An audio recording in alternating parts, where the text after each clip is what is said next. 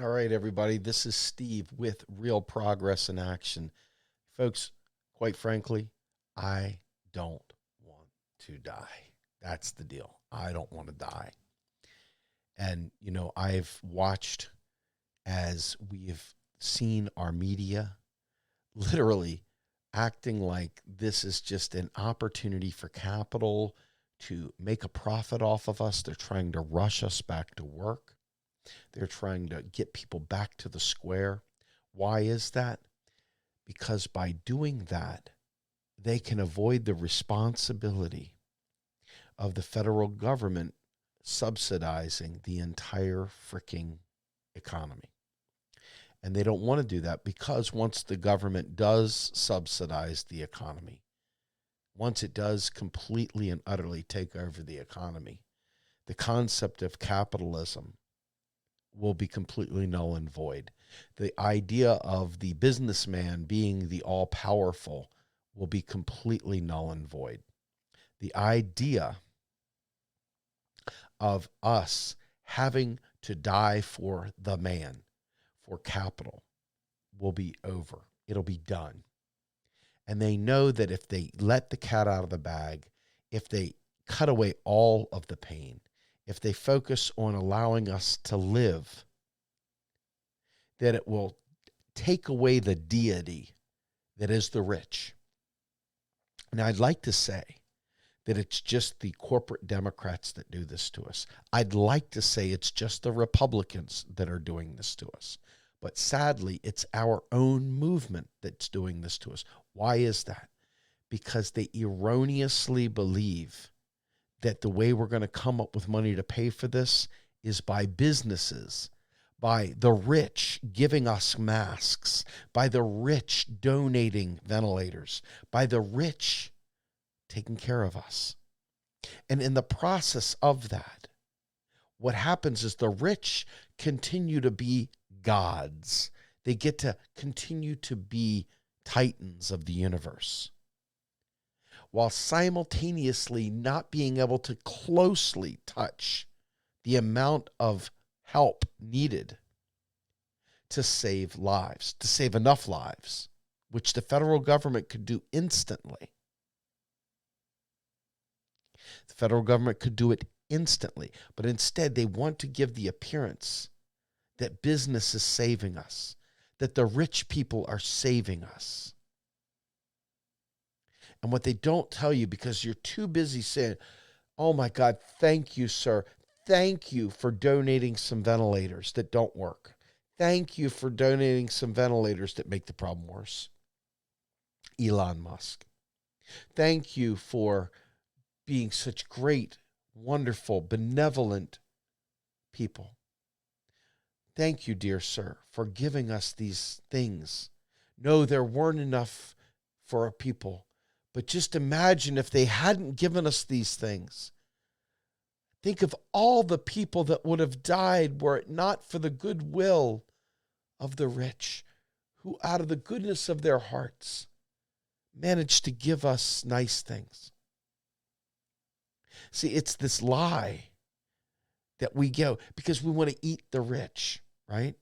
And there's good reasons to eat the rich. They don't taste great, but from what I understand, it will help out with some equality issues. But the problem is by deifying the rich, both good and bad, by demonizing them in this way, we set the stage for it to appear that the only way we can survive this is by the good graces of the wealthy. You need to think about what I'm saying here. If the federal government is we the people, and it's not completely co-opted by big business and the wealthy and the plutocrats and the oligarchs and so forth, if the federal government is really we the people,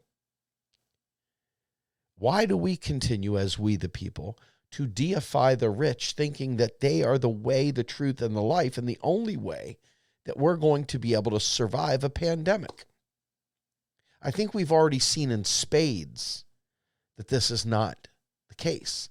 But there are still significant factions that think somehow or another we have to eat the rich to save the poor. And it's in that faulty, false logic that we will avoid the very opportunity for our federal government to flex its muscles and save every life. Every life by marshaling those resources. Now, I want to tell you how bad this is. In Wisconsin today, people were packed voting in a primary that, quite frankly, the Democrats don't have to honor the outcome. They can simply select who they want to be their nominee. People went to the polls, packed tightly together, to vote for a primary that may or may not have any impact on who they select to be the nominee, because it's a private corporation. And people may die. And then to top it off, as if it isn't bad enough, Bernie Sanders says, I want to have a one-on-one debate with you. I'm still running for president. And Joe Biden says, I'm not going to debate you, Bernie. Joe Biden, who is already trying to fill out his cabinet. Joe Biden, who can't tie two words together in a coherent sentence. That same Joe Biden. Now, I want you to understand, I don't want to fucking die. I don't want my kids to die. Hell, I don't even want you to die. I don't even want Joltin' Joe Biden to die. I'd like to have him pilloried in the town square. But I'm not looking for death here. I want to survive this, and I want to render these assholes impotent. But it's not going to happen. Our media has been complicit in painting this narrative. The economists of the orthodox variety have been busy painting this narrative. And to be quite frank with you, I think that if anybody should die, and I'm not in the business of trying to play God here, but if anybody should die, it's the neoclassical economists who have outright lied to us about the affordability of saving our lives. I think every one of them should be drawn and quartered, but that's just because I hate them. I don't have any warm thoughts for them. I hate them because they have been if you remember Lord of the Rings and you remember Grima Wormtongue in Return of the King and you remember him in The Two Towers and oh, yes, sir, absolutely. Oh, you are to die. And the guy's shriveling up and dying, right? Grima Wormtongue. That is the neoclassical Krugmans of the world. That is all these other bullshit artists that aren't modern monetary theorists, that aren't people of the post-Keynesian variety, these people that don't understand money creation, that are running around and saying false narratives that keep us from actually surviving. I really believe they are mass murderers. Hey, man, prove me wrong. Prove me wrong that they are not mass murderers. I make the case that they are, because how many people have died from a lack of federal spending in America alone? How many people have died around the world in other countries for this idea of austerity and this idea of fiscal prudence, being fiscally responsible? How many people have died from eating their peas, Barack Obama? Well, in the midst of a pandemic, you don't want people trying to eat their peas, because what's going to end up happening is you're going to create desperation and you're going to have suicides. You're going to have other types of death than just a virus. And it's brought on by these neoclassical economists who are the soothsayers and the Grima Wormtongues to our political class. They do the bidding of the wealthy. They don't do the bidding of the people. And unfortunately, too many of the voices of the people don't understand economics. And because of that lack of economic understanding, they put forward really, really stupid ideas. Ideas that don't make any sense if you do understand economics. And more importantly, ideas that rely heavily on the idea that we can't get nice things until we take it from the rich.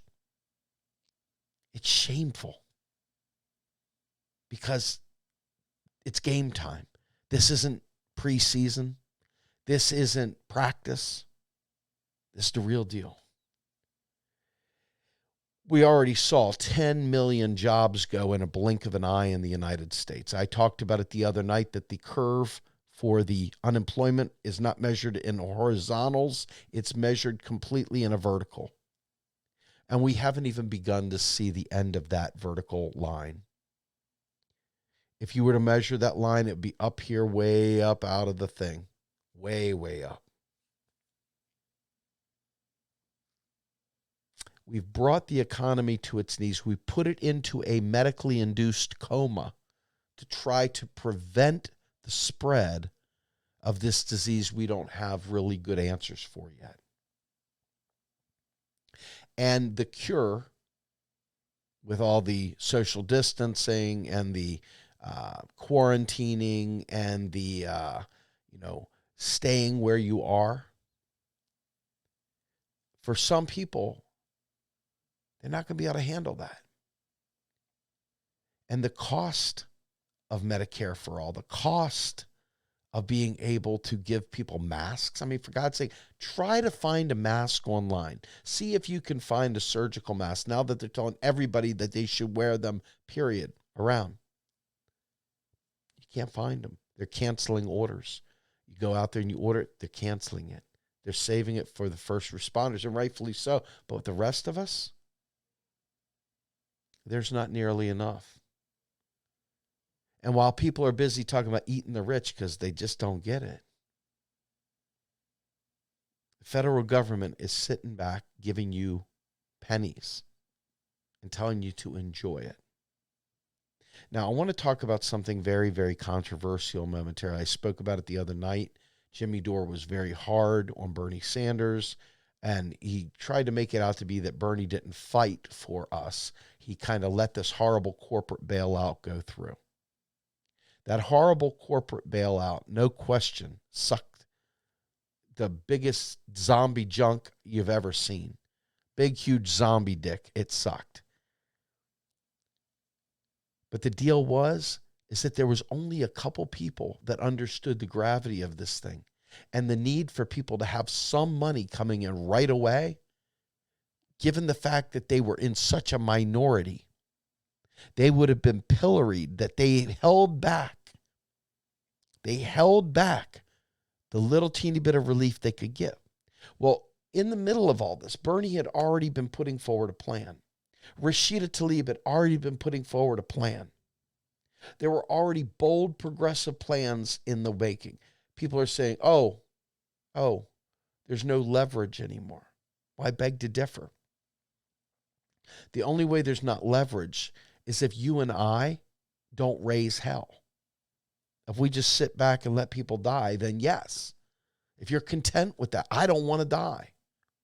So I'm not going to be that guy. But Bernie Sanders took pennies to fight for another day, to get people something. Was it a good deal? Fuck no. Do you think he thought it was a good deal? Fuck no. Do you think he thought he had a prayer in hell to overcome that? No, he didn't. AOC went out there and railed on it, but guess what? She voted for it too. Why? Because it was the only game in town at the time that had any momentum, and they passed it because people needed something.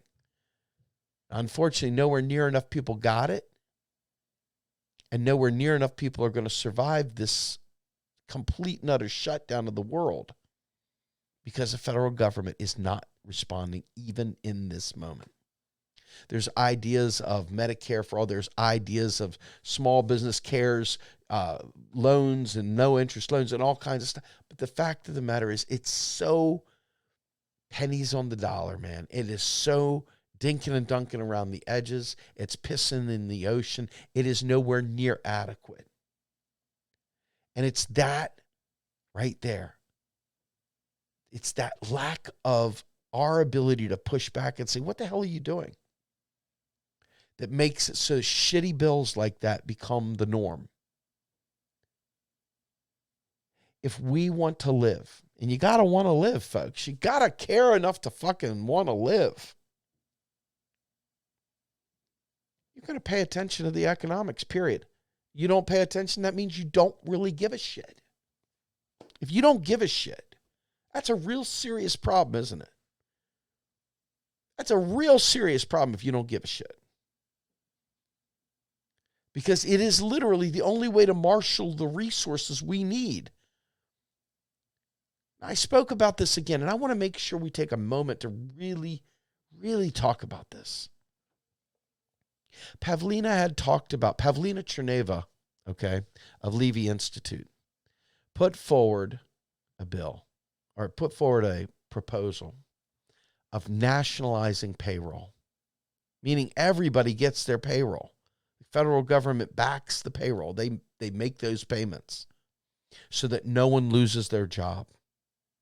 And then immediately on the heels of that, a federal job guarantee and cash assistance for those that did. And for those who were unfortunately in the service sector that got laid off completely, to have nothing. No tips, no nothing. We're not doing stuff like that. Why are we not doing stuff like that? Because if you're watching mainstream media, they're not going to tell you any of this crap. And if you're watching other alternative media, they're going to be busy bashing on Bernie instead of talking about this shit. Because it's more important that they get their digs on Bernie than it is to actually be in the solution. And folks like Dylan Ratigan are not your friend. They are not out there fighting for the right causes. I mean, they say things, but then their economics is that of a neoclassical bullshit artist. And people die for that ignorance. Do you get this? I'm serious. So the United States, which is the shining light on the hill, it is the bastion of freedom, it's all these wonderful things, it's the strongest, greatest nation in the world, is the worst. People are talking about it would be better to stay anywhere but in the United States because we have such poor health care, because we have such poor access to care, because we take care of our people so shabbily, because it's in the name of ensuring that business gets to take care of your needs, not the federal government. This perverse, warped, disgusting Republican / laissez-faire / Ayn Randian / corporate Democrat / neoliberal bullshit approach to the world demands that business have the first stab at trying to satisfy our needs. And they'll let as many people die as need be before they step in and insert the public purse. Are you willing to accept that? If you're watching alternative media that's putting forward bullshit economics, you're doing that, by the way. You don't realize it, but you are. If you're watching mainstream media that puts this stupid shit out there, you're hurting us too. If you're not making demands of your federal government to serve the people, and I mean bold fucking moves here, you're hurting the people.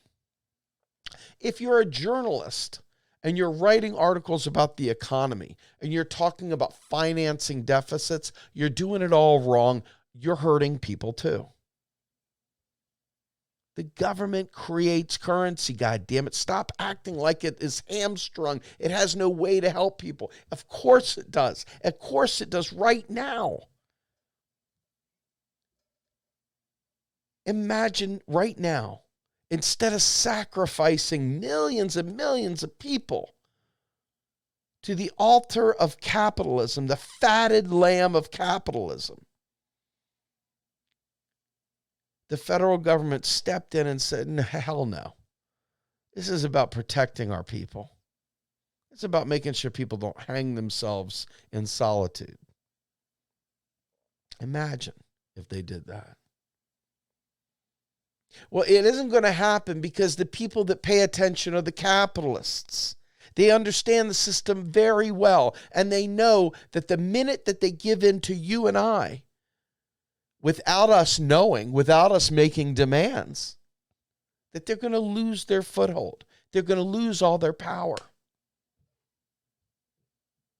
So the only way they give this power up is with you knowing that they can't hold that power without our consent. And our consent comes in the form of ignorance. We don't understand, so we just accept there is no alternative. But of course there's an alternative. And it is the federal government blowing the budget. Fuck the budget, man. Just spend what you need to spend. Create as much money as you need. And anybody that says, oh, you're just printing money, get them in a jail cell. Put them in a fucking jail cell. Literally. Anyone that says something about printing money and, oh, you're just going to be, put them in jail. Get them off the street. They're a danger to everyone. Get rid of them. Bounce. Skedaddle. Go. Because at the end of the day, this is the real thing. This is the fourth quarter. Actually, it's really the first quarter because this game is a long way out. Even if they start spending out, there's going to be a significant recovery period. And if you remember what Obama did, which was barely pissing in the ocean, he kept the longest non-recovery of all time. If we do the same mistake again, millions more will lose their homes. Why the hell have they stopped mortgage payments? For God's sake, why haven't they done that? Why are debt collectors still calling to find out when you're going to make your payment on your credit card? Why are they doing that? I mean, you can't even give a good blowjob for $5 to make to pay the credit card off because you got to wear a goddamn mask. How the hell are you going to do that?